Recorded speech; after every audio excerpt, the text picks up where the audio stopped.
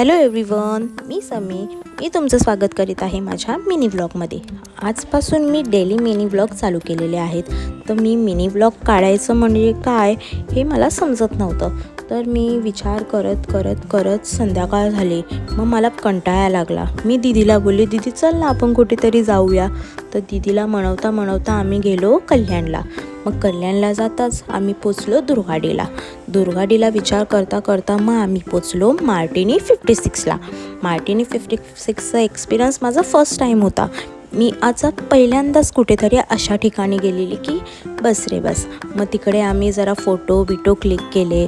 त्यानंतर आम्ही बसलो खायला.